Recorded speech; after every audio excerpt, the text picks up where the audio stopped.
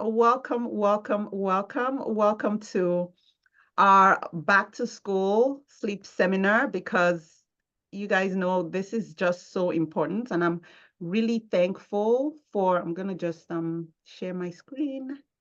Oops, wrong screen. Let's do it now. That's why I left the screen sharing to you. I know. There we go. Hopefully you can see something better now.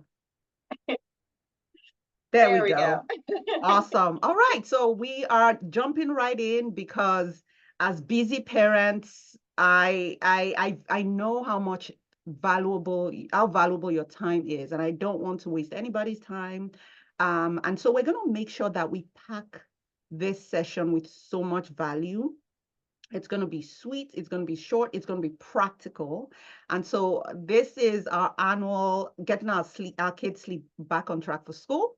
For those who don't know me, I'm Dr. Funke Apolabi Brown. And this year I have a really special treat for y'all. I have a great friend, Erica Desper, who's going to be joining us. So we're going to be, making this fun, practical, easy to digest, and really helping you set your kids up for sleep success. So, Erica, it's really good to have you.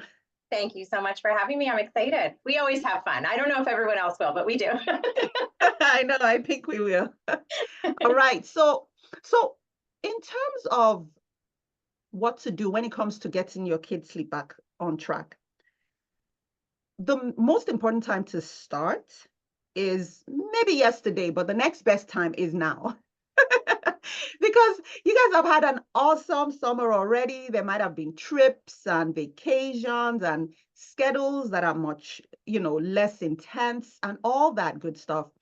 But the school year just kind of creeps up on us. And I don't know about you guys, but when I'm like starting with the back to school shopping, I feel a sense of excitement, but I still feel a little bit of anxiety. So if we're going to make sure that our kids are really set for success, we do need to start to think of these things on time. And that's what we're going to be talking about today.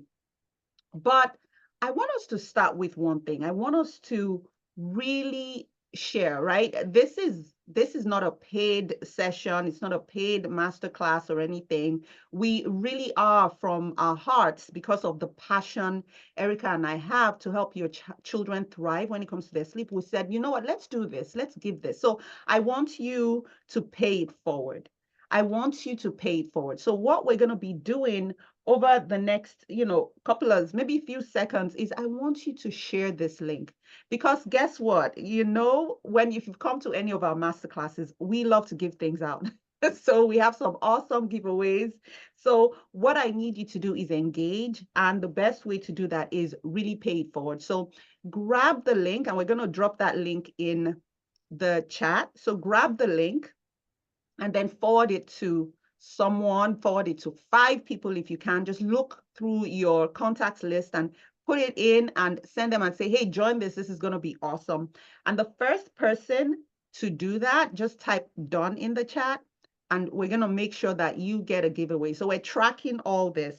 We're tracking it very closely because we want to make sure that everybody leaves really happy. And then who couldn't, I could use a giveaway myself. And then the other piece is the most engaged person in the chat. So I do want folks to light up the chat. We're watching it. I want to know, what you're taking away, what you're learning. And then as you engage in the chat, you get a chance to win a giveaway as well. So let's start. Let's start with practice. So where are you joining us from? I'm joining from my home in Pennsylvania. So just drop in the chat. Let's try to practice that right now. So where are you joining us from? Okay, I see from Drexel Hill, Pennsylvania. Hey, Delco. Okay, yay. Anybody else? Anybody else? All right. So while folks are putting things together and joining and things like that, we'll keep going. Now, okay, Tracy's in her home in Radnor. You're still in your PJs. We welcome PJs. But welcome, Tracy. Too much information, but PJ's on the bottom half. There we go. There we go. There we go. So, a little bit about myself.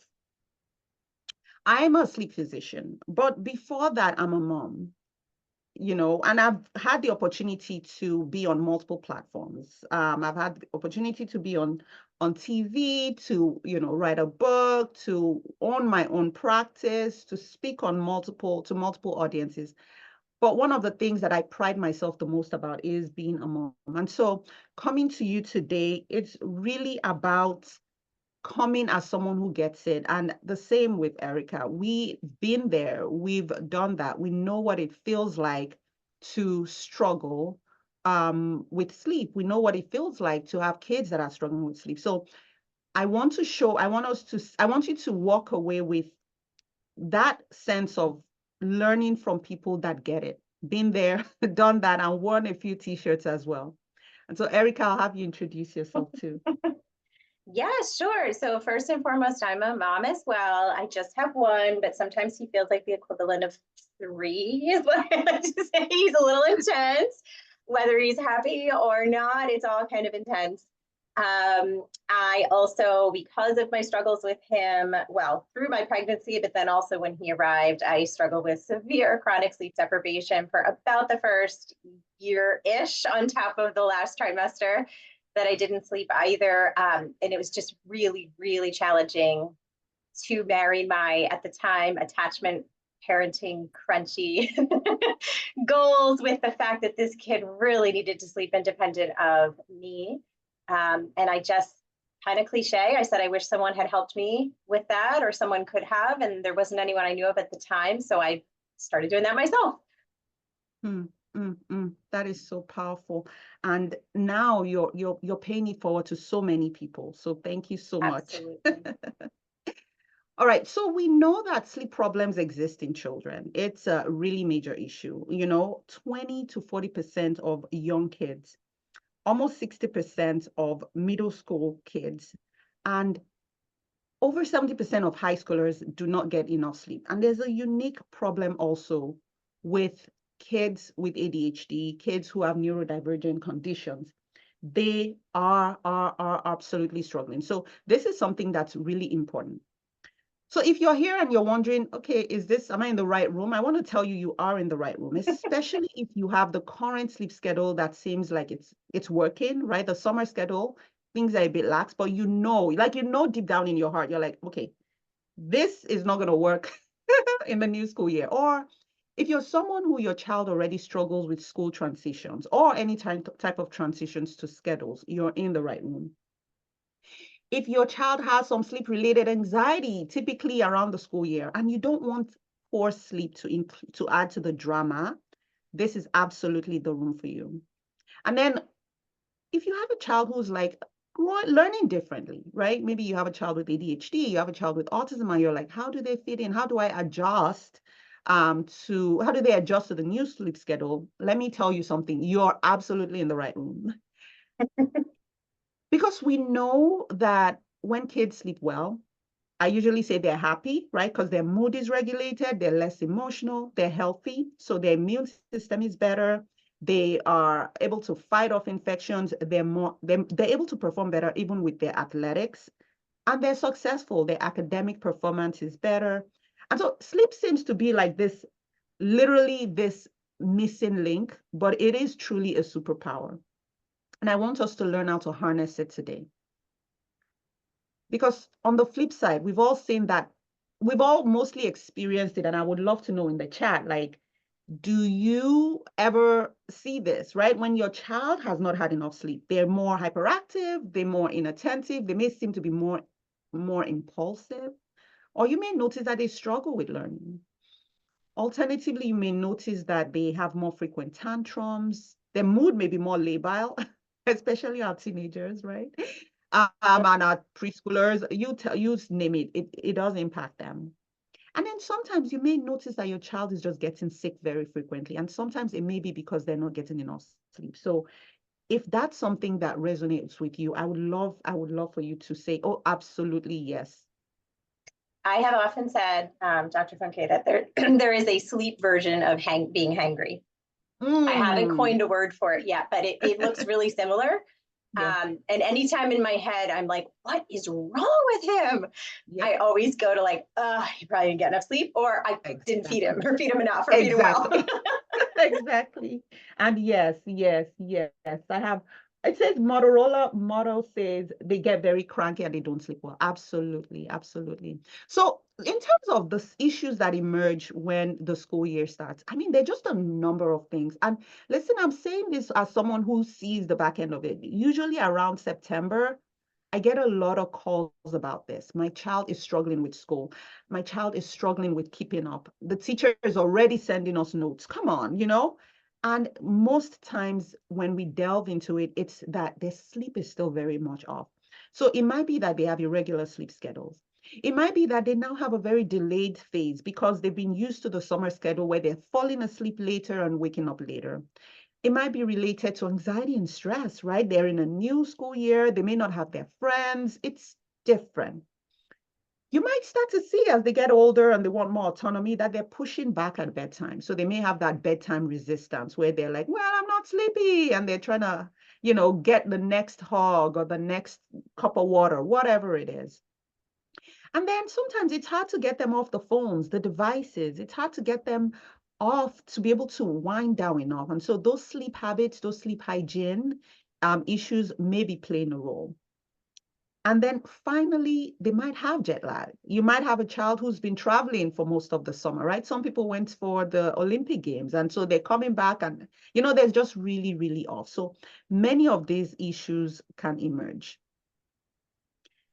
Now, I always say things, there are usually three groups of people that I see when school year starts. The first are the morning lark. So school year started, they're fine. In fact, they're awake even earlier than you would like, right? They're supposed to wake up at 6 a.m. At 5 a.m., they're like, is it time for school? If you're lucky and you're one of those, or depending on how you see it, let me know. They're right at the end of your bed and they're like, okay, I'm awake now. Can I have my breakfast, right? Or you may have those sort of middle of the group kind of group kids where they just maybe need a moment. You need to kind of wake them and say, okay, you need to get up. Are you up now? And I see that in a lot of those teens because they're starting to evolve as they hit puberty. And then you have the third group that's like, oh my goodness, they almost miss the school bus all day, every day. Like you are dragging them out of bed. You're like, come on, you're gonna be late for school. And it's really hard to get them in. So if any of those resonate, if you're like, oh yep, my teenager, I use 3 alarms, and also I sometimes have to literally rip the bed sheets off to get him out of bed. Definitely let us know in the chat. So, we've talked about what happens when our kids don't sleep well. We've talked about what changes as school starts. Then how do we get their sleep back on track in a way that's easy, in a way that doesn't feel overwhelming for you, and in a way that's easy for them to adapt? And I would start off by saying, let's ask ourselves 4 questions. These are the questions I typically tell my parents to ask themselves. Is that, first of all, how much sleep does your child need? Because if your child is not getting enough sleep, then that's where we need to start, right? And then the next question you're going to ask as you make that transition is, does your child's schedule need to be adjusted? Do they need to make adjustments because they've been on the summer schedule? And, I have teenagers who are not going to bed till 2 a.m., right? And they need to wake up at 6 a.m. for school. So we need to adjust their schedule. And then the third question, knowing those two, is how do you then make that transition? What's your transition plan? And then finally, which we'll delve into also, is what do we need to do with the routines? How do we make the routines easy? How do we make the routines consistent so that we can optimize their sleep? So in terms of the first question, really you have to understand, what are your child's sleep needs? I think that is so important. And this is busy, but I just want you to focus on the middle because we're talking about school age kids now. So your preschooler needs about 10 to 13 hours of sleep, and that's not really changed. Your school age child needs about 9 to 11. And then your teenager needs 8 to 10. 8 to 10. I can't tell you how many times I ask teenagers, how much sleep do you need? They're like, is it 7? I'm like, absolutely not 7. They need 8 to 10. The more, the better for themselves and for everybody else. So really This is something to bear in mind. And it's not about perfection. It's really about just having that awareness, because then you know what goal you're working towards.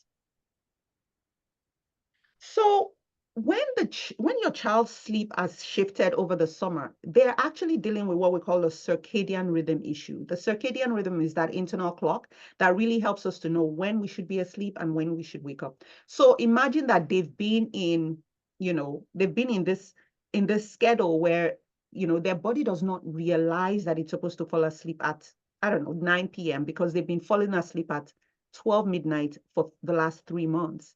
It's going to be a huge shocker to suddenly try to jolt them back to say, okay, you're going to move from a 10 p.m. or 11 p.m. or 12 midnight bedtime to a 9 p.m. It's going to be hard for them to fall asleep. They're going to start tossing and turning, and they might actually develop insomnia over time. So this is why it's really important to look at it from what do they need, when, and how much do I need to shift by? So when you make that quick, simple calculation, you can then know what you need to do.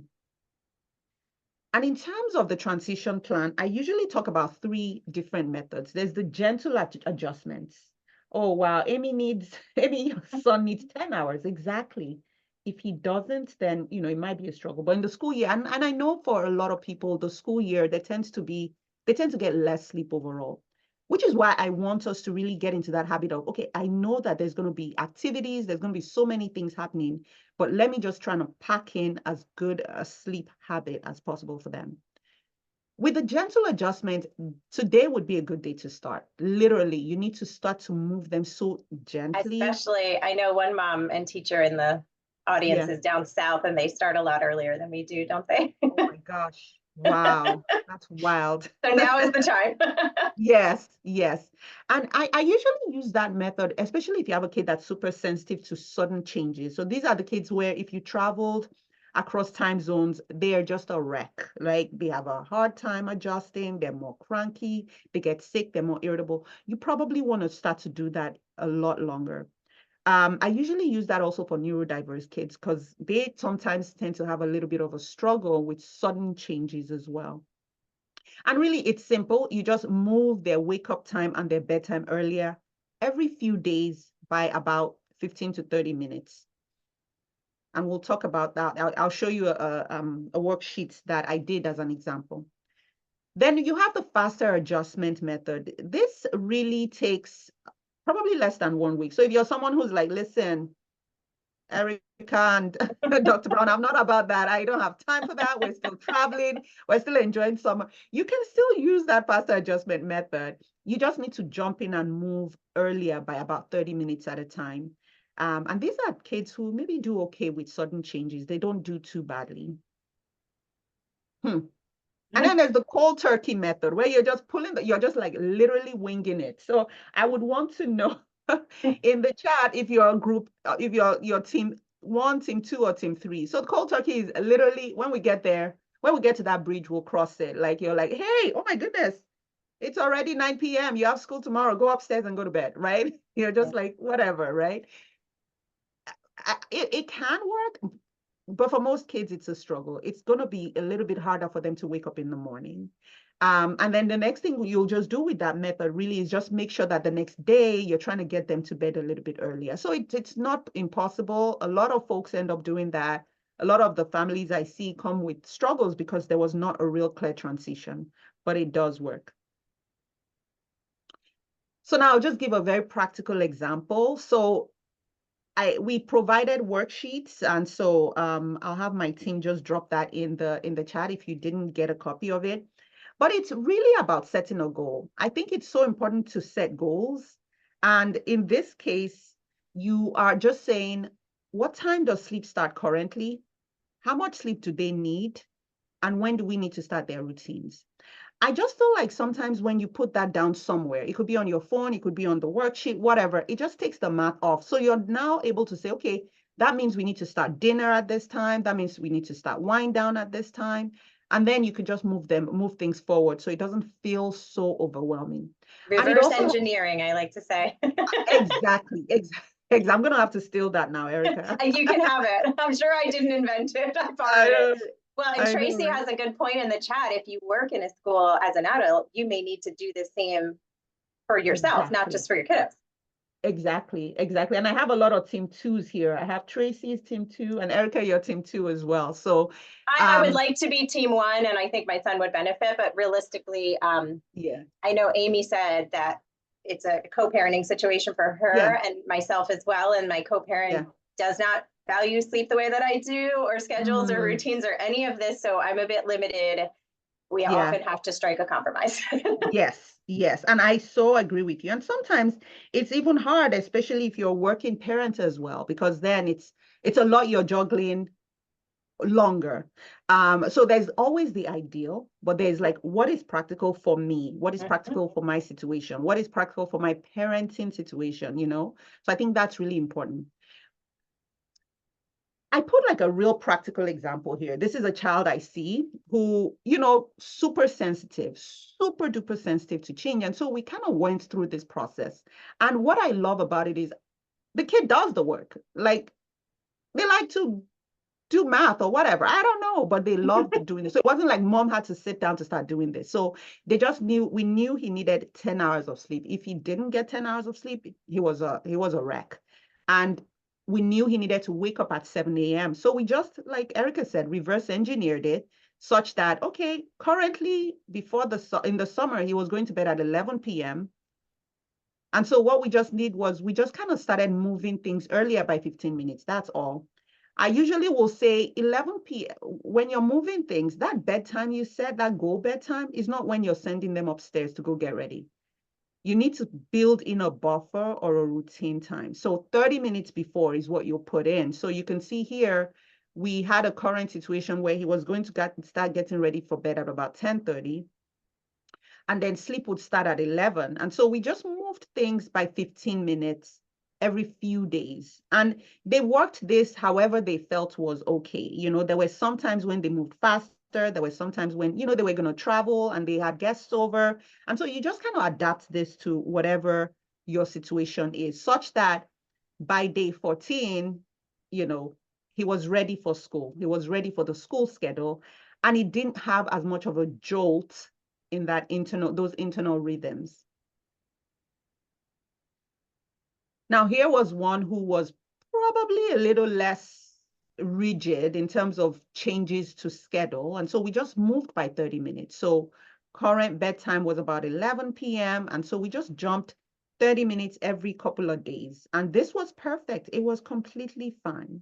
And then again, for many, you may just say maybe a couple of days before, we're going to cut things by about an hour. But I just think it's really physiologically the way your body works. It does need some time to make those adjustments.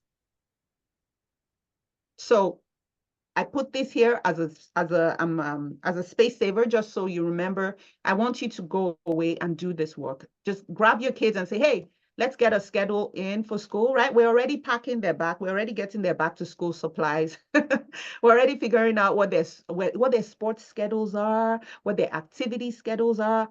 You'll be like, hey, we need your sleep schedule too. That is important. Those are the kind of conversations we want to have with them.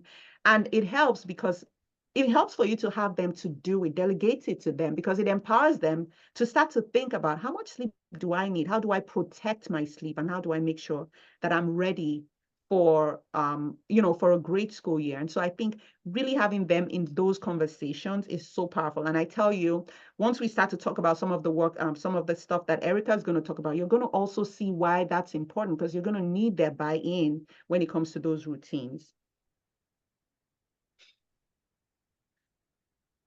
A lot of what I talked about is really focused on that circadian rhythm. Again, that circadian rhythm, that internal clock is so, so highly regulated, and it controls so many other parts, so many functions of our children, or of ourselves as well. It controls our hormone, the way our hormones are regulated. It controls our mood, some of our or physiology, some of our internal organs, like when we use the bathroom. Believe it or not, there's a certain time based on your circadian rhythm where you feel the urge to poop. It's pretty intense. I know it sounds weird, but it actually it's all controlled by that circadian rhythm. And that circadian rhythm needs to be very well regulated. Otherwise, you start to feel off. And so our kids many times may not be able to tell you, hey, mom, my circadian rhythm is off. That's why I'm so cranky, or I don't have an appetite, or I feel nauseous, or I'm constipated. So when we make sure we set that up right, then we could be sure that they'll feel better. But there are other things in addition to adjusting the time that you need to focus on when it comes to helping them optimize sleep. It's the routines, routines, routines. And I'm not going to delve into too much detail because we're going to get some really good tips from Erica on how to make sure that is practical for your family. I would say start to practice those routines probably a week or so before school so it doesn't catch them off guard, especially if things were very flexible and a bit lax during the summer. Another big cue that controls the circadian rhythm is physical activity. You want to get them outside. Hopefully, they've been out during the summer playing and doing all that good stuff. So, yes, get them outside at least 30 minutes every day, physical activity. Start really doing that work even from now. If they've been, spending more time in front of the TV, just kind of get them out for a bit so that we start to get them regulated earlier rather than later. And then the other piece you also want to have is a device plan. What does that look like? What does device use look like in the school year? Are we doing, an hour before bed, up to 30 minutes before bed? It's important to have that clear so that they know moving forward and it's not something that just kind of springs up on them.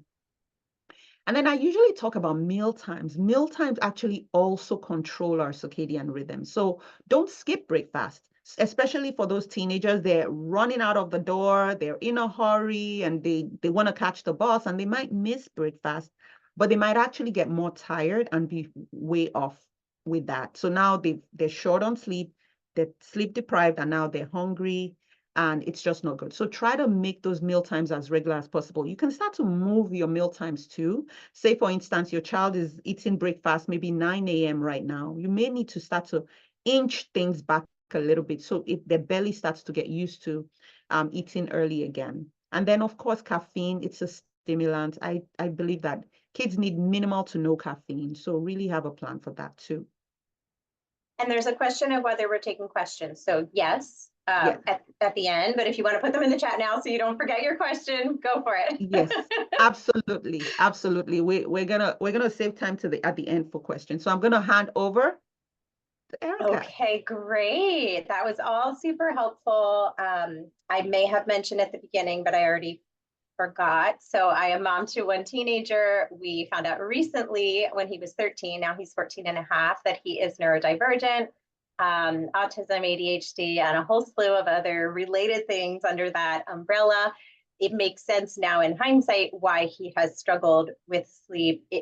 The presentation of it has looked different through the ages and stages, but it started in the womb and then as a newborn and a toddler and a preschooler and a school-age child. So we, despite doing what I do, being a sleep expert, we're never really done focusing on sleep in our house because for neurodivergent kids, it's just probably going to be a challenge all of the time, or at least more often than it might be for their neurotypical peers. And of course, that has to do with the brain wiring, and switching is hard for kids that are neurodivergent. They don't handle transitions as well. And of course, these are blanket statements, but speaking generally, they like to know what's happening next. They might need longer transitions. So everything that was mentioned already is just going to apply even more so for our neurodivergent kids. Of course, I agree with everything you said, Dr. Brown. I just wanted to emphasize, so when we're working with families one-on-one, we often stress shifting toward an earlier bedtime. And I feel like that's sometimes the only piece that parents hear. But as you mentioned, it is a 24-hour rhythm. So parents will often come back to me and say, we tried the earlier bedtime that you suggested. It just isn't working. They're in bed earlier, but they can't fall asleep earlier. And the piece that is often missing is that a good night's sleep starts in the morning. You can't do everything we talked about and only shift the bedtime earlier. You have to also do it on the front end. So you have to wake them if necessary to make this shift work. And I know that feels awful sometimes to wake a kiddo when sleep is maybe already a challenge. But you are really resetting the whole rhythm. And then, like you mentioned, the meals even too, because it is all tied together, even down to our bowel movements.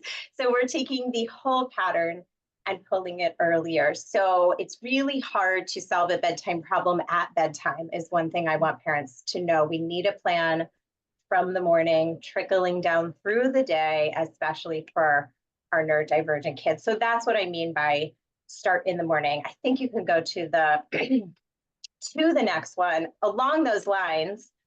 A lot of neurodivergent kids, because they struggle with transitions, it is a transition to move from a state of being asleep and relaxed to a state of being awake and getting yourself ready for the day. So I know that our house is not the only one that struggles with this, but getting my son to move from a laying down position is really, really challenging. And I just wanted to share some things that have helped us personally, and then I know have helped others as well. You may, obviously we need to figure out what will the wake up time be. Something we're working on in our house is I used to tell him what time to set his alarm for. We're trying to move away from him being dependent on me. So now I say, what's on your schedule tomorrow morning? What time do you need to be awake? Then we work backwards. How much time do you need to get ready? And so therefore, what time do you need to set your alarm for? That's a lot of executive functioning for someone who struggles with that. At some point, I hope to not have to provide all those questions, but that's where we are right now, and it's progress. So make sure they're sort of figuring that piece out if they are old enough to participate in that. And then one alarm may not be enough, or you may need a different type of alarm. Yes, I'm guilty in the past of physically waking him, ripping the blankets off. I'm trying really hard again to work toward the autonomy. So he sets his, we have now learned that he sets one so he can have 10 minutes before he truly has to get up. And then he sets another, which is that now you actually have to get up one. Just as a backup, and only for the school year, we have Clocky, which is this clock with the wheels that you're seeing right here. It is literally called Clocky. I set it physically away from him. So if the two alarms don't work, and he really does not like this, it's very loud, you have to get up and go find it to turn it off. That is a motivation for him. He's like, I don't want to deal with Clocky this morning, so I'm going to make sure I get up when my second alarm goes off. And that way I don't have to come and physically wake him, right? Of course, it's technology. It doesn't always work perfectly, but whatever. The other thing, back to Alexa, you can stay on this slide, but one thing that worked for him for a period of time was saying good morning to Alexa, and she would start chatting with him. I don't know what she would say. She would ask him questions. She would tell him about the weather, and he kind of eased into his day by having this AI conversation, and she'd say, tell me a joke, and that would wake him up. So don't be afraid to use technology, especially for teens, because they love it. Okay, and then the last thing I'll say about how they will wake up, remember that kids who are neurodivergent often need tasks broken into smaller baby steps. Even something as simple as physically getting out of bed may need to be broken into steps. So again, to use us as an example, one day we came up with, we means me, but now he's adopted it. Step one, sit up. You're not getting out of bed yet. just sit up and kind of get your bearings. Step two, throw your legs over the side, right? And start moving in that direction. And then step three is stand up and, let's go get dressed. And I see there was trouble with the audio, but it's fixed. So let us know if you have trouble again. So think about breaking things into baby steps. And again, ask, if your child's old enough, ask them, what would help you in the morning? How can we break this down to, make this easier for you? Okay, so next piece, you can probably weigh in on this a bit more than I can as a medical professional, but I would say two things about the medications for ADHD in particular. Obviously, they're stimulants. So if we're giving them too late in the day, they may have trouble, winding down in the evening, or some need like a booster in the afternoon. So just be mindful of the effect that has. That's another thing that we'll need to shift as you shift the schedule. And I've not done this personally, but in the group that I admin of parents of neurodivergent kids, I've seen a lot of parents chatting about, in terms of waking up being difficult, going to their child, waking them and giving them that morning dose, maybe 20 minutes or so before they actually have to start all the getting up steps that we just talked about, because that really helps them with that moving in the transition and all of that. So use it to your advantage, make sure it's not working to your disadvantage. I don't know, do you have anything you want to add about those? Yeah, that is a very valid point you bring up, because sometimes many of these kids tend to need maybe stimulants or things to help either with their mood as well as with their focus and just alertness. So moving it, giving them just a little bit before when they actually have to wake up is something that you probably want to build into their schedule, because if you give them just when they wake up, then you might be losing another 20 minutes before the medication kicks in. So you should know that. And I would say too, even if they take medicines later in the day, the timing of that may contribute to them having a hard time falling asleep at night. So really have that conversation with their prescribing doctor just to make sure it's right. Exactly, exactly. All right, we can go to the next one. The other thing, and again, this applies for all children, even verbal children, no delays, no deficits, no challenges. Visuals and timers can be very, very helpful. There may be some debate amongst experts of what types of visual supports should be used, which ones lead to more autonomy than others. But the point I would focus on today is don't be afraid to use them. Again, even if your child has a massive vocabulary and can read, there is something about visuals that is very powerful, less overwhelming. They don't have to do as much executive function. So maybe lay out the morning steps. I'm very foggy in the morning. It would not hurt for me to have like coffee, cats, check email, that sort of thing. And of course, it can be as toned down for the younger ones as you need, and as sped up for the older ones. We love this time tracker mini when he was younger. It goes from red, red, yellow, and green. So that like time's almost up, time is up. It also has audible things that it says. It's very easy to set. The analog clock face that's on this photo is recommended by many people. One thing neurodivergent kids struggle with is understanding how time elapses, how much time things will take, and how much time they have left. So you can get a standard clock like we used to have in our school classrooms, maybe we still do, and write on it with write on wipe off markers. And that can be for their morning routine or their evening routine. In this photo, it's broken into subjects, math, writing, and science, but it could be, bathroom stuff, pack your backpack, head out the door. And that way they can start to feel time passing and also visually see, how much time they have left. All right, we can go to the next one. Okay, build in wind down time. So you touched on this a little bit. I wanted to touch on it a little bit more again, because switching is hard and we like to know what comes next. Kids that are neurodivergent may need their transitions to be longer. I borrowed this from, I don't remember who either, and you can borrow it. Think of making the transition more like taffy. Like we just want to spread it out. Their brains are going very fast, their bodies as well, and they may just need a longer time to settle. So try to think about not just what the routine is and the device rules and all of that, but they're really going to have a hard time if they go from, I showered and I hopped into bed, or whatever it is. They're going to need to do whatever helps their brain and body settle before it's actually time to turn the lights off and go to sleep. And of course, there's room for individual variety. Reading may work for some, listening may work for others. Also, I would think about filling their sensory cups. So most neurodivergent kids are going to have some sort of sensory component. My son is a fairly fun combination of both a seeker and an avoider. So it's a little more complicated. What that means for us is that for him to have his smoothest transition to sleep and his smoothest night of sleep, he needs to have certain sensory things built into his day, just like you would want proper nutrition in your day. And then maybe the absence of those things, as he gets close to bedtime.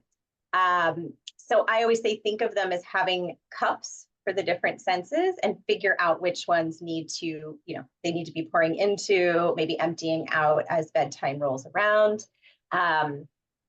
For any kid that struggles with anxiety or has a really hard time shutting off their brain, and again, that's very common with neurodivergence, you may need to have a plan to address worries. I think as parents, we often try to not talk about things that make our kids anxious at bedtime. And that strategy may work for some. You may say, like, this is not the time we talk about it. It could also happen earlier in the evening. For us, what worked when he was younger was to talk about them at the beginning of the wind down routine. You see pictured here a little worry box. That's just a tissue box, covered up. You can use anything you want.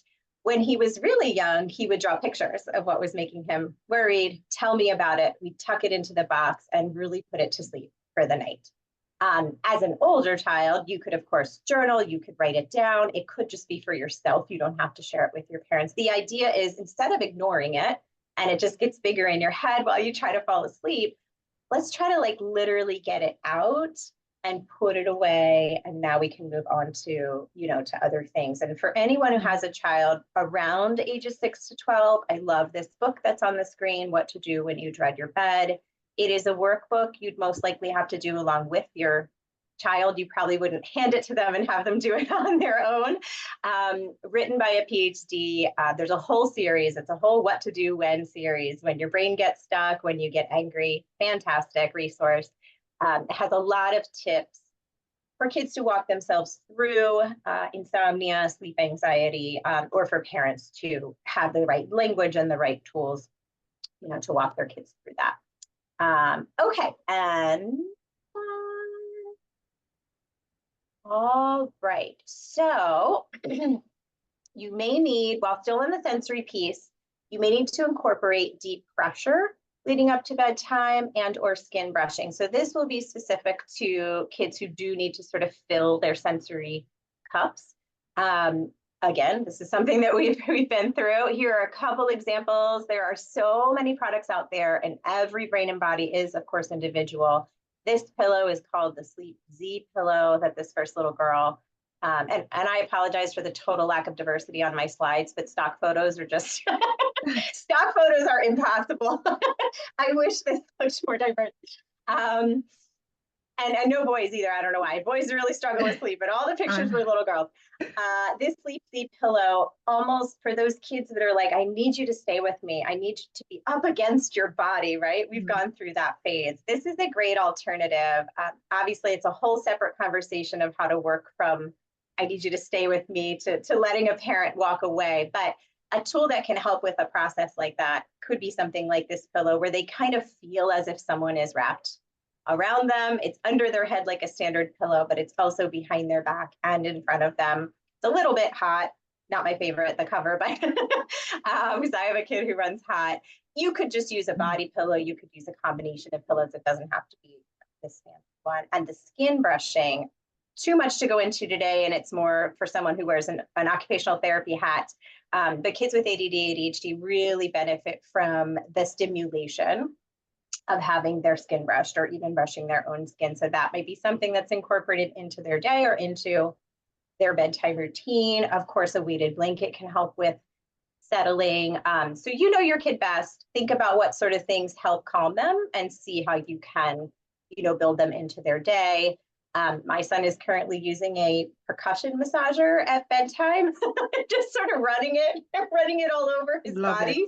And I think it's the vibration. It just helps his nervous system settle, and it's fantastic. And it's something he can do by himself. When he was little, we would do like what we called burrito roll-ups at the very beginning of the bedtime routine. We'd roll him in a blanket really tightly, and he'd try to wiggle out. So lots of things that can be done. Of course, we don't want to energize them right before bed. So these are being done calmly, but they can be super helpful for their brains and their bodies. And just a couple more things. We can go to the next one. Still more sensory stuff. So it was very hard for me as a parent, wearing my parent hat, to marry my sleep consultant hat, because I always tell parents, dark room, it's quiet, maybe with the exception of some sort of consistent white noise. And here I had this kid who just absolutely struggled to sleep in that environment. And it took me a very long time and lots of learning to understand that because his brain is wired differently, Mm. his brain and body need a different environment for sleep. So if anyone saw my son's room at night right now, I'd be like still slightly embarrassed. There's there are a lot of light sources. They are all very dim. But he has LED strips around, the top. He has this globe light that's pictured here with the remote control. He can control the brightness, the color. It can fade, it can flash, it can do whatever he wants. He used to listen to guided meditations for kids, which is what this Indigo Ocean Dreams from a website called Stress Free Kids. Fantastic audio to have in the background. Now he's too cool for that, so he listens to the Sleep With Me podcast, which is just someone with a very monotone voice basically talking. It's very, you just want to tune it out. So I wouldn't be afraid to experiment. I would not recommend this for all kids, of course. It could keep the brain at a too light of a level of sleep. But for mine, it has been incredibly helpful to add in those tools. I don't know if you want to speak to that. Do you find the same? I feel like that's a personal Yeah, suggestion, but I think it's a I agree. professional one too. Yeah, no, I think, there's that rule about the blue light and things. I think there's certain tones of light Mhm. um, that are okay. And I think every child's needs has to be customized. It's not one size fits all. I have some kids who are completely petrified of the dark, and so we'll use a Yes, little this light, also helped his anxiety. And Yeah. I think it was the control piece. I think it's less about the light and more Hmm. about the fact that he knows he has control to Yeah. pick the color, have it flash or whatever. When he was Yeah. young, that was like really, really important for him. Yeah. Okay, almost there because I know people have questions. Mm-hmm. The last thing I would say, and I think you're going to talk a bit about this Mm-hmm. more as the medical professional. I do not have that credential. If you're considering melatonin, and there is some research to say that kids that are neurodivergent could, need that at times, could benefit from it, just speak with a professional. There's no, I don't want to say it's unsafe. I'm not for it or against it, but the bottom line is there isn't data on the long-term safety of taking melatonin supplements. So we just don't know enough yet. It's also not, well regulated like most supplements. It isn't really dosed for kids. You are introducing a hormone, from outside the body. So there's just a lot to think about when using it. So I would just say, speak to your child's doctor. It's not a one size fits all thing. Also, the information surrounding it is constantly changing. So, if someone's giving it today and someone's giving it next year, the answers might be completely different. So we want to stay on top of that. If you are using it or decide to use it in the future, I have a lot of parents who are giving it right at bedtime.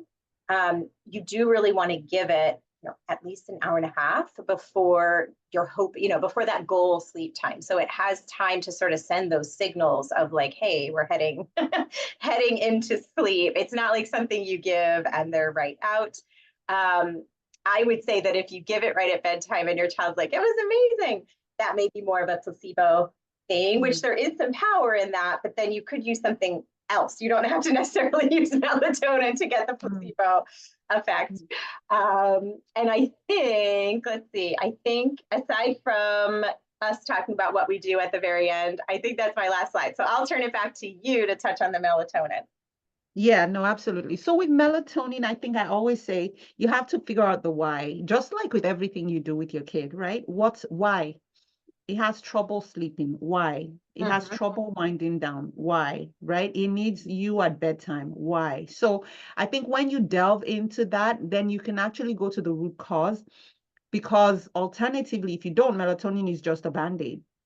That's And there my are main some, concern with it is a lot of absolutely, parents are using it as a band-aid, but which, exactly. hey, like sometimes we need band-aids, but Yeah, when you try to move away from it, yeah, those issues will still be there be there. unaddressed. Yeah, which is why I think if you're going to use it, I always say that you still have to use it with a lot of the strategies that Erica provided. So a lot of the routines, a lot of those things to help them to sleep independently. But there are situations, sometimes if we have children actually with neurodivergent kids, who, the studies are, again, not the greatest, but they've shown that they have abnormal production of melatonin. So they may benefit from melatonin. But again, you want to pair that up with those other behavioral strategies. That's the best way to get it. In other situations, you might have children who have circadian rhythm issues. So they have an actual diagnosis of what we call delayed sleep phase syndrome. Usually we'll see that in teenagers and things. We use that and we prescribe it officially. I prefer to use certain brands, so not just any random brand. The other piece would be, for adults who maybe are shift workers or have jet lag, sometimes we'll use it there. In all the other sleep conditions, insomnia, things like that, it has not been shown to be a good medication for that. And again, side effects are there. The studies are not super long term. And so you really want to make sure that if you're using it, first of all, there's an exit plan. I give it, I That's what prescribe I it. was going to say. A lot of Yeah, my families try to drop it. And as yeah, much as I would love to get the yeah, kiddo off, then they can't fall yeah, asleep. Like they need yeah. more of a scaled down approach. Exactly. Yes. And an exit plan, meaning what are we transitioning to? Are we now fully willing to embrace, the behavioral recommendations, and things like that? Or is there an underlying disorder? Do they have sleep apnea? Do they have restless leg syndrome? So those are things that we don't want to miss, which is cueing me to the next thing. You always have to be aware. We've talked about a lot of more practical things you can do as a parent to move your child towards good sleep, but be aware that sleep disorders exist, right? So they may have what we call behavioral insomnia of childhood. This is when it feels like you've done everything, but there's real struggling. And when they're in that situation, you do need to see a sleep expert. You might need to see a sleep consultant, especially if they're more of this, co-sleeping, or they're fighting bedtime, or they have bedtime fears. Those kind of issues, sometimes you may need someone else to weigh in to help you navigate that. If they have the circadian rhythm issues, these are the kids who are like night owls, right? Like they are actually not able to fall asleep on time. And this is affecting their day, it's affecting their function. That would be something we would want to treat. And then there are the medical disorders, right? Sleep apnea, asthma, restless leg syndrome, reflux, all those things can interrupt your child's sleep. So you want to be aware of that so you can get them the help they need. Then there are also some mental health problems. A lot of kids struggle with anxiety and depression. And while I see, the sleep effects of these, sometimes addressing the anxiety and depression, making sure they see a mental health specialist in combination with coming to see a sleep specialist, gives them the best of both worlds. And, we've talked about a lot of things right now. We've talked about how to move your children towards a healthier start for the school year, how to recognize that you may need to adapt some of these treatments to their unique needs, especially for kids on the spectrum. But I would say every single strategy that Erica described, I would say implement it if you have a child who's having sleep struggles and has troubles with falling asleep and routines. It is just as applicable, and we're going to have this sent out as a replay as well. But if you're at the point where you're like, okay, we've done all of that. We're doing the routines. The room is dark or not dark. The room has LED lights or no LED lights. We've actually even tried melatonin and we're just at a loss. We've done all the things. Then that might be the time you want to come see someone like myself or Erica for really more detailed understanding of what else is going on. One of the things I say is poor sleep is a symptom of something. It's not just, oh, poor sleep. It's something else is going on. And it could be a medical disorder, it could be a mental health issue, it could be an organic, nutritional issue. But that's really what we work on. We work on this really holistic approach at the Restful Sleep Place of figuring out what is going on with your child's sleep and how to get them better sleep. And what I love about it is also we're using a family-centered approach. So you've heard us talk today, and you can see that nothing is set in stone because your family is different. You may be a dual household family, you may be a single parent, you might have a child on the spectrum, you might have half a dozen kids. So we can't necessarily say only one way works. And so that's what we really do, is to tailor our treatments and tailor our strategies to your family's unique needs. And, this is just a whole slew of conditions we treat. If it has sleep in it, will help.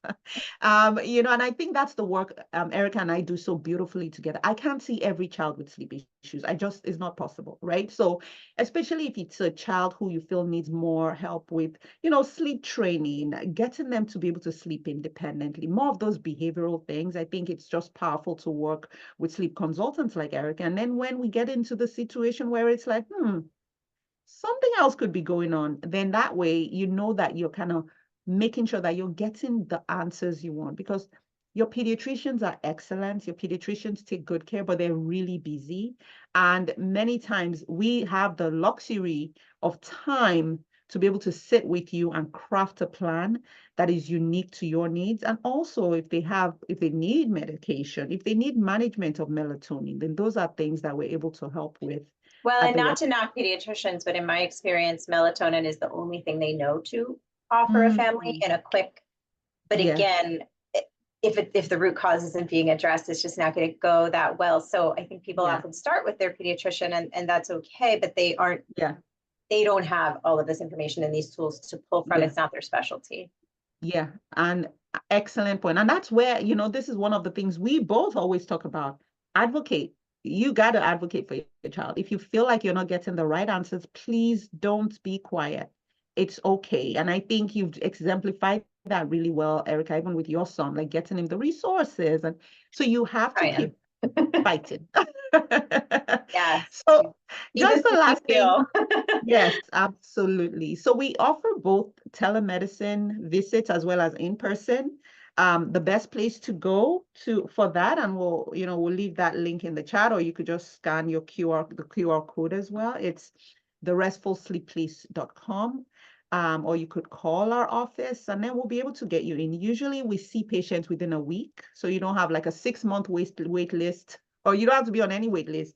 We're able to see you right away so we could get your child and you sleeping well. So that's where you find us. That's where you also learn on my website. Also, I have tons of resources, blog posts, and tools that you can actually use even to start, and then you can build on from there. I'll have Erica tell us about our I will awesome. do this super quickly because we have excellent questions in the chat that I want to make sure we get to. But yes, very similarly, myself and my team, two other moms that work with me, they're kind of in the trenches with the little guys, and I have I have the older one. But we offer virtual support only. We work with the parents to address concerns with baby sleep, child sleep, also toilet training, whether families are trying to get started and or troubleshoot, it's not going well, and whether a child is neurotypical, neurodivergent, has delays. We also have people who help with picky eating and just general behavioral and emotional regulation. Separate from confident parenting, which is what comprises all of those services, because of our journey with getting these diagnoses, I now have a Facebook community for parents who live in the mainland and Philly areas and have a neurodivergent kiddo, whether you're at the start of that journey and you want to learn from people who are further ahead of you, or whether you're a veteran and you want to share with others. There are also experts in that group that can help guide us with resources and answers to questions, and a separate website of those types of resources as well, a learning library, an events calendar, a directory of recommended providers. And the easiest place to find it all is centerforconfidentparenting.org. From there, you can get directed to whichever branch of this you are, most interested in. Amazing, amazing. And one more thing. Yes. So for the first time ever in September, because part of my mission is to bring together the best local providers. We're doing an event in Wayne. Everyone's invited. It's free. Just register. Help me spread the word. There will be lots of free entertainment, face painting, splatter art, sensory dough play. What else? Live kids music. And also all of the amazing providers that I refer to on a daily basis will be there to let parents know what they offer, how they can help, and so on. So come join us at the Parenting Palooza. Yay. All right, so we're going to end by saying this. You can help your child own their sleep as a superpower. This has been a fun, fun, fun session. And we're going to announce our winners because remember, we had giveaways. So Iris, if you could find who the winners are, I think it's definitely going to be a tight. So Amy, yay, Amy's a winner. Woohoo! Congrats, Amy. And you get something really cool. You get what you call the Z Den, which is a powerful, powerful, powerful, powerful tool I actually use myself personally. It's almost like a blackout tent, if you will, and it's movable, so it's portable. You wrap it up and you could put it under your bed when you want to sleep. If you wanted to take a nap in the afternoon and you needed somewhere where it was really nice and dark, you could just set it up. And so the makers of Zden, Blockout Light, actually reached out. She's like, oh my goodness, Dr. Brown, you're doing this awesome masterclass. Can I give a free giveaway? So we're gonna have this sent to you. So please, please email us at info@restfulsleepmd.com so we could get your address and we could have it mailed out. And you also get a cool sleep mask as well. So congrats, congrats, congrats. So it's info@restfulsleepmd.com. All right. So where do we find, where are we? We already put a lot of this information out here, our websites and things like that. And so there are a ton of questions, a few questions. I'm going to just run through them. These are amazing, amazing questions. I'll actually maybe stop sharing so I could look at you guys' faces and look at the questions. All right. So I think there was a question about, Do you want me to okay, read so them off for you? yes, that would be awesome. Thank Okay. you. So Amy asked, based on your studies, do teens have a natural later to bed biological clock? I read this in a few places. If it's true, our culture doesn't respond well as school starts so early for them. Agreed. Preach that 100%. So teenagers are in the perfect storm for sleep issues. One, because the school does not support their sleep needs. Two, because they have this physiologic change. So they're natural. Remember those natural rhythms? Those natural rhythms actually results in our melatonin rising at bedtime when it's dark. But for teenagers, it's delayed. There's a natural delay. It's not their fault. They're just not able to. So your teen that maybe when they were younger would go to bed by 9 p.m., now 11 p.m., they're like, I can't sleep. And it's not like, sometimes it's not because they're on phones or devices. Sometimes it's just because they're not able to. And so ideally, they should be able to go to bed later and wake up later, but they can't because the school system has this ridiculously early school start times, which really then causes a lot of issues. And I'm actually on the board for the Start School Later initiative, where we're really advocating. Many school districts are now adopting the later school start times, and they have tremendous results about how effective that has been in terms of teenage mental health, their health overall, and their safety. Less road traffic accidents, less risk taking, a lot less anxiety and depression. So our school systems really need to get on board, but it's a work It's in challenging though. I know that one of the local districts tried it. They got a ton of pushback from parents who need to get to work, at a certain time, and they were like, "This will mess everything up," or who it made it complicated when they have multiple children with all the transportation and the busing and it's like not an easy thing to solve. Which I it's just one of those cultural challenges. Like the reality doesn't match Yeah. what the body Yeah. needs. What time would Yeah. you think would be the best time for schools to start for teens? What would you Excellent. think? Excellent question. So we already have schools, a lot of schools that have adopted this already. Quite a number of school districts that have adopted actually, LA school district, a few others, and they're doing so well. Typical school start time is about 8:30 or 9 Because is I what's teach at a middle school, and okay. our start time is 8:30. Yes. So it is not too early, but I know Yeah. for my sister in Maine, her Yeah. kids go to school and their start time is 7:15. It's And if they wrong. have to take a long ride to get there, that's even an earlier start, technically. Yeah. Yeah. So 8:30 to 9 is what we've advocated for. Some schools have done 8:30, some have done 9. And what they just did, because one of the pushbacks we had was that, the elementary school usually start early, Yeah. right? So I'm sorry, the elementary schools usually start later. Right. So what they just did, what those school districts did was just to reverse it, because your 6-year-old is awake already, but your teenager is and exhausted. Right. So the elementary schools can start earlier Yeah. And then our middle school and high school can start later. It's doable, but there's been a lot of pushback around after school sports and, of course, parents working and childcare. So there are a few realistic issues or roadblocks, but I think those other school districts that have adopted it were able to navigate that and navigate it successfully. So it really, it's doable.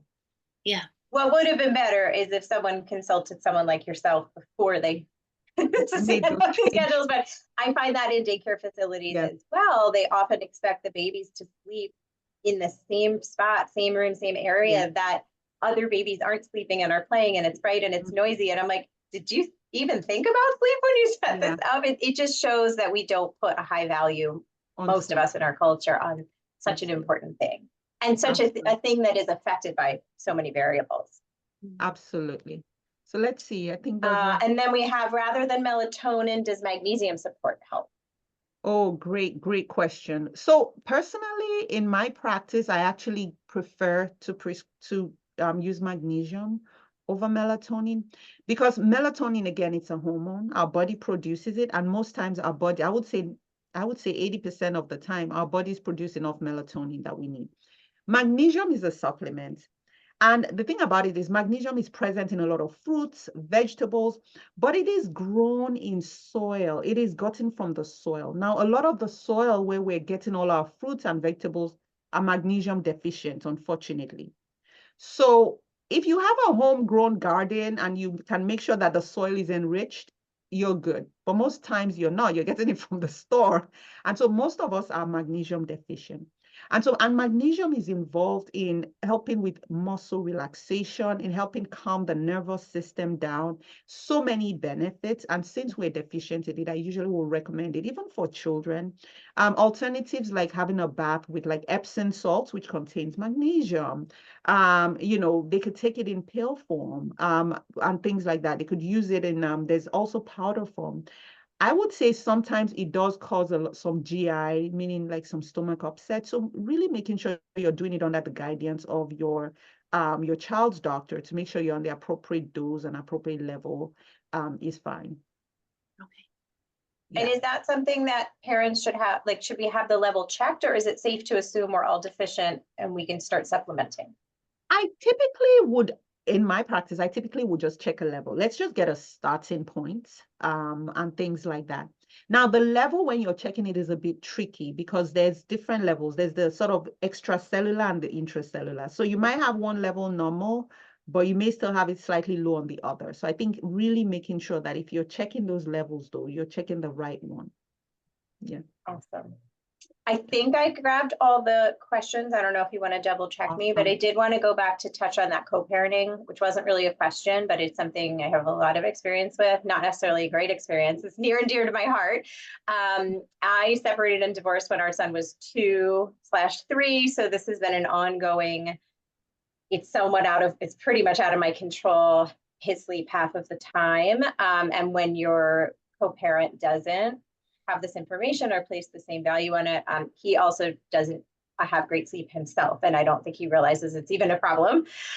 So I focused heavily on my co-parenting partner at first. Now that our son is old enough, I have sort of shifted, and so that would be my advice to anyone who has a similar struggles. Once you are old enough to use science and use your child's mood and their performance and their emotions and help them make that connection of like, look, you are in charge of making sure you get enough sleep to feel good and to do well, and like just forget the co-parent at that point. We got him a Fitbit so he could start to see data of that correlation. Like, why do you think you feel so bad today? Well, let's go look at the data from last night when you were at dad's. And so he's starting to buy into that. And I think sometimes you just got to wait until you can get there. We also do a lot of catching up, and Dr. Funke, I've heard you talk about this. I think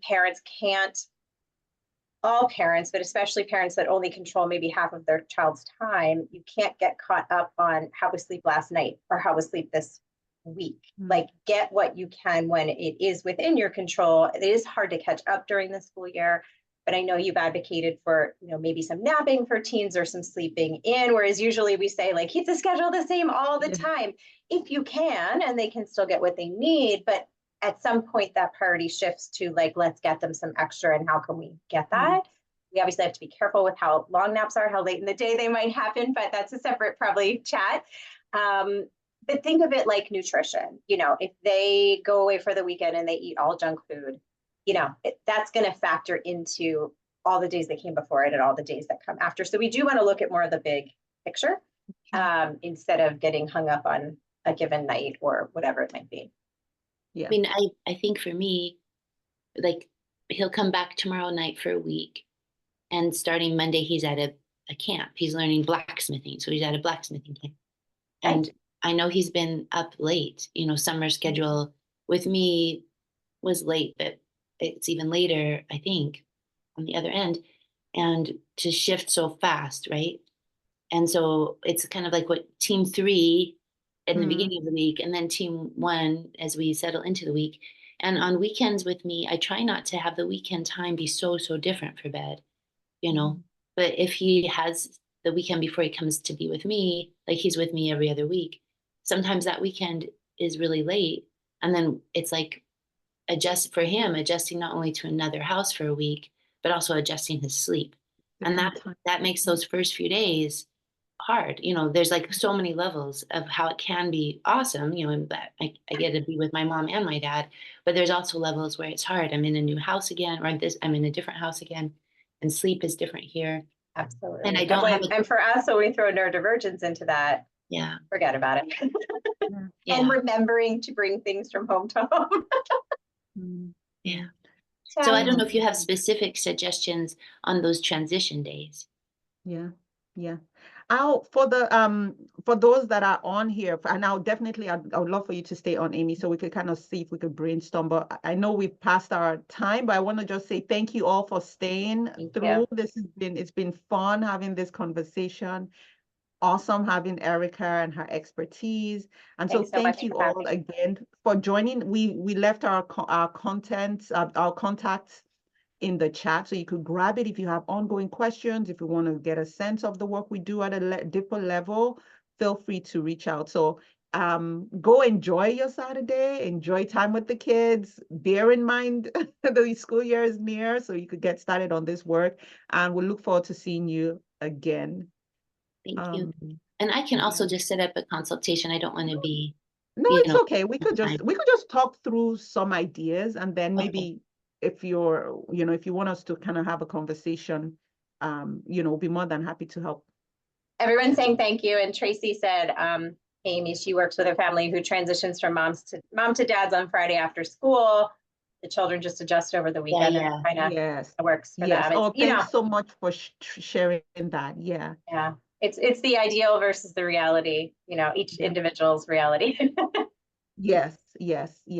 I think just like, and you're so welcome. I have Motorola. I don't think that's your first name, but thank you for joining. I think, like some of what, Erica was saying, in this situation, it's more around this is the situation, what's within our control and what's not. Like another individual's behavior is hard to control. So I think that's where you have to then say, like, how do we look at this? In fact, at some point, I actually ask people to just average out how much sleep they need per week, average out how much sleep they need per month. And so that there's some nights that you're going to have to, especially when they're older kids, there's some nights when they're going to get a little bit more, some nights they're going to get a little bit less. And so you may have to make that compromise. And this is where the flexibility comes in, where it's oh, hi, Lola. Her name is not Motorola. I'm so disappointed. Yes, thank you so much. So good to have you. Yeah. So I think it's really about having that balance of like compromise, because you can't necessarily, and empowering your child to say, I want you to understand exactly. I love what you did with your son, Erica. Like, I want you to have that data, because when they have that data, it doesn't seem more like work where everybody else is trying to fix their sleep for them. We can partner with them.